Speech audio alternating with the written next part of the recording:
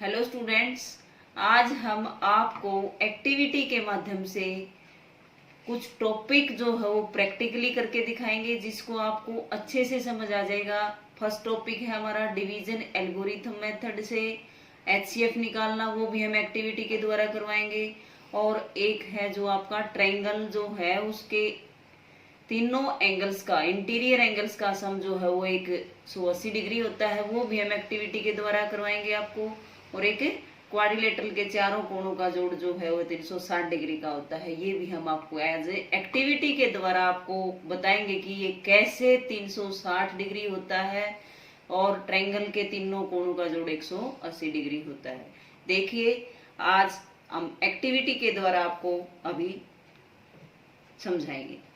मान लिया हमने एक 2 नंबर का एचसीएफ निकालना है, हाईएस्ट कॉमन फैक्टर, यानी कि महत्तम समापवर्तक। कोई भी 2 नंबर ले लिए, एक बड़ा नंबर होता है एक छोटा नंबर। हमने ए और बी 2 नंबर ले लिए और इन दोनों का हमने एचसीएफ निकालना है डिवीजन एल्गोरिथम मेथड से। तो हम क्या करते हैं, बड़े नंबर को छोटे नंबर से भाग देते हैं।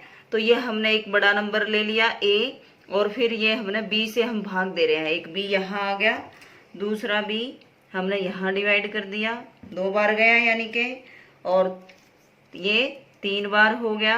अगर मैं 4 बार करती हूँ तो ये पूरा पूरा नहीं भाग रहा है, इससे ज्यादा निकल रहा है। इसका मतलब ये 3 बार तो जाएगा और चौथी बार जो है वो आपका रिमाइंडर बचेगा, और ये एक अलग नंबर आ जाएगा सी। अब ये पूरा पूरा भाग हुआ है, इसका मतलब सी जो है वो एक शेषफल है, रिमाइंडर है। अब क्या करते हैं, हम रिमाइंडर को बी से यहाँ लेके आते हैं, बी से भाग देंगे तो ये सी आ गया। अगर हम एक और सी रखते हैं इसको यहाँ पर, तो ये बी से क्रॉस कर गया, ये बी से ज्यादा हो गया।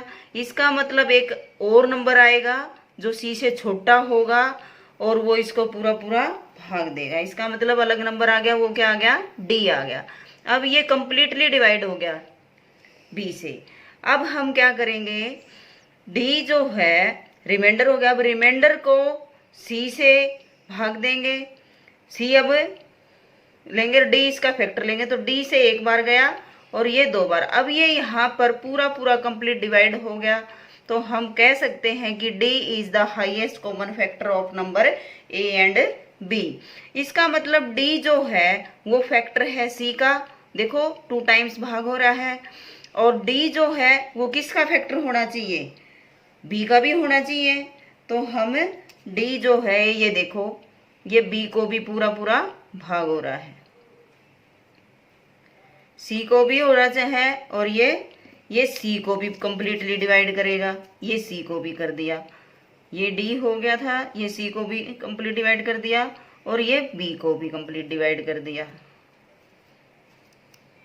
और ये ए को भी पूरा पूरा भाग होना चाहिए। इसका मतलब देखो ये ए को भी कंप्लीट भाग कर रहा है, बी को भी, डी जो है वो इसका एक फैक्टर है तो पूरा पूरा भाग हो रहा है, सी का भी पूरा पूरा भाग हो रहा है, सी का भी, डी क्या हो गया, एक फैक्टर हो गया।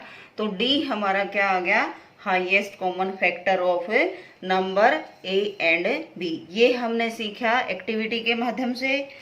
अब आगे हम कराएंगे ट्रायंगल जो है उसके तीनों कोणों का सम जो है वो 180 डिग्री होता है।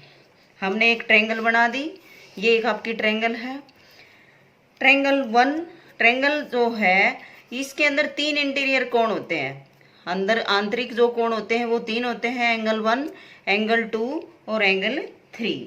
अब हमने क्या किया, एंगल 1 जो है जो इसके इक्वल जो हमने एंगल 1 काट लिया, और एक एंगल 2, इसके जितना एंगल 1 है उतना एंगल हमने एक अलग से मेजर करके अलग से हमने ये एक पेपर पे नोट डाउन कर लिया। और फिर हमने ये सेम एंगल 3 के पास आके रख दिया, जैसे ये 3 है ऐसे।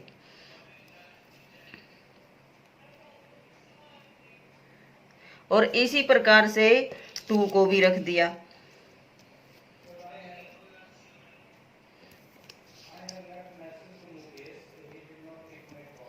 तो इससे हमें जैसे ये 2 रख दिया और ये हमने रख दिया 3, ऐसे हमने जैसे 2 को इस 3 के पास रखा, ए ऐसे रख दिया और ए ये 1 को बिल्कुल ऐसे बिल्कुल पास पास रख दिया। अब हमने क्या नोटिस किया, ये देखो इसके डी की तरह हो गया, एक स्ट्रेट लाइन बन गई। और ये आपको मैंने बता रखा है पहले से ही, आपको ज्ञात है कि एक स्ट्रेट लाइन के ऊपर कितने डिग्री का कोण बनता है, 180 डिग्री का। तो ये एक बिल्कुल स्ट्रेट लाइन है और स्ट्रेट लाइन पर एंगल 1 प्लस एंगल 2 प्लस 3 तीनों एंगल जो बने हुए हैं, इन तीनों का सम जो है वो कितना होगा, 180। तो अभी हमने सीखा कि ट्रायंगल्स के तीनों कोणों का जोड़ 180 होता है। वो हमने क्या किया, जितना एंगल 1 था वो एंगल इसको मेजर करके अलग से इसके पास रख दिया, 2 के पास यहाँ रख दिया, तीनों मिला करके एक स्ट्रेट एंगल बन गया, 180 डिग्री बन गया। तो इसका मतलब angle 1 angle plus 2 angle plus 3 तीनों कोणों का जोड़ हमारा कितना आ गया, 180 डिग्री।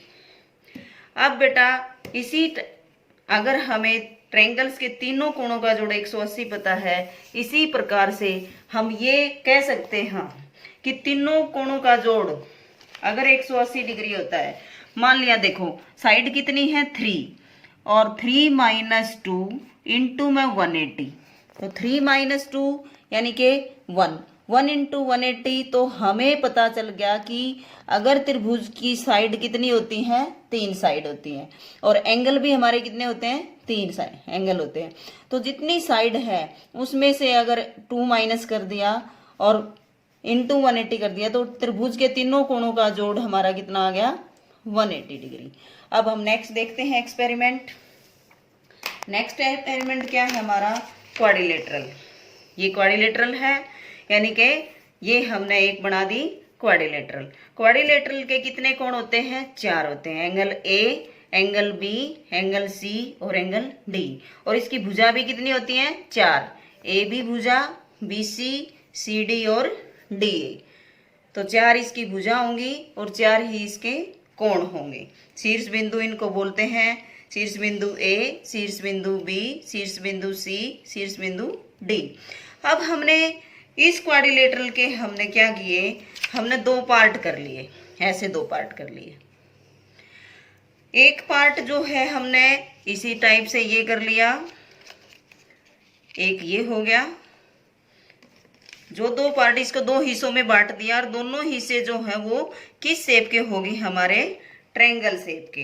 अब ये दोनों जो ट्रायंगल बन गई हमारी, ये 2 क्या बन गई, ट्रायंगल बन गई। अब हमने इससे पहले वाले एक्सपेरिमेंट में क्या सीखा था कि एक ट्रायंगल के तीनों कोणों का जोड़ कितना हो गया, 180 डिग्री। और इसका भी हमारा ये दूसरी ट्रायंगल है, इसका भी कितना जोड़ हो गया, 180 डिग्री। और दोनों को अगर हम ऐसे ज्वाइन कर देंगे तो ये क्वाड्रिलेटरल बन जाएगी। और इसी प्रकार ये कितने एंगल हो गए, क्वाड्रिलेटरल के चारों कोण जुड़ गए। तो 180 प्लस 180 कितने हो गए, 360।